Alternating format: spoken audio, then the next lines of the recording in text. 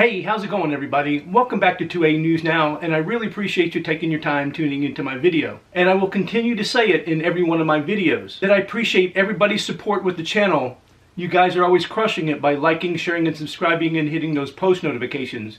I really do appreciate it. The Democrats in Congress are now pushing an excise tax bill on what they call assault weapons and ammunition. There's a big burden to overcome when talking about the Second Amendment and civil rights. Let's face it, regardless of what the Supreme Court of the United States has said, there are still so many politicians and hacks out there that do indeed treat the Second Amendment like a second-class right.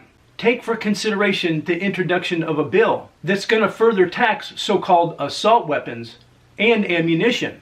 Having any tax on firearms and ammunition should be illegal. On June 22nd, Representatives Danny K. Davis of Illinois, Bill Pasquale Jr., a Democrat from New Jersey, Brad Snyder, a Democrat from Illinois, Earl Blumenauer, a Democrat from Oregon, Gwen Moore, a Democrat from Wisconsin, and Dwight Evans, a Democrat from Pennsylvania, recognized June as Gun Violence Prevention Month by introducing the Gun Violence Prevention and Safe Communities Act, legislation to create guaranteed annual funding for gun violence prevention. The bill would increase the federal excise tax on guns and ammunition by just 0.5% and apply the federal excise firearm tax to assault weapons frames and receivers, which are currently not taxed if sold separately. The bill would direct the estimated $20 to $36 million revenue to 4 programs designated to keep the community safer: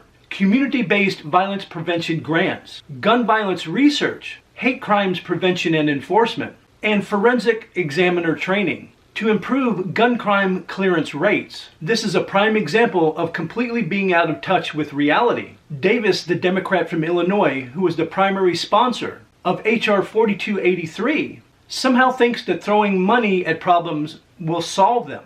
Aside from taxing a right, there are clear hurdles and obstacles to maneuver around, such as policy that actually works. From a list of where Davis would like to see funds get routed to, the only one that has half a chance of actually being effective would be the community-based violence prevention grants. And they'd only be effective if those grants that are put in the programs that will work.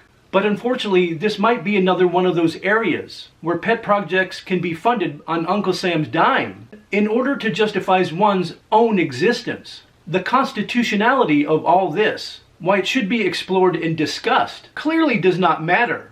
To people like Davis, there are some civil rights that are less than other civil rights. That's unfortunate coming from the party of equality, or equity by today's standards. If Davis, in the words of so-called leadership of Chicago, wanted to clean up the city, they would. Let's just face it, it's good business to be in turmoil, as long as Congress critters and politicians like Davis keep throwing money at ineffectual programs, allowing chaos to proliferate. They have job security.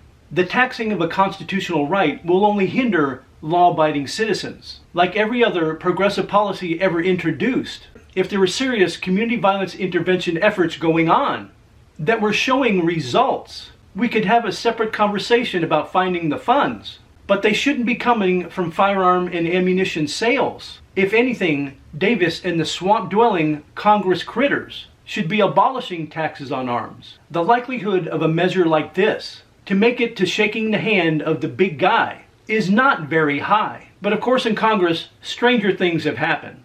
And once again, I really do appreciate everybody's support with the channel, and also the hundreds of more new subscribers to the channel this month. And I invite everybody back to see my next video.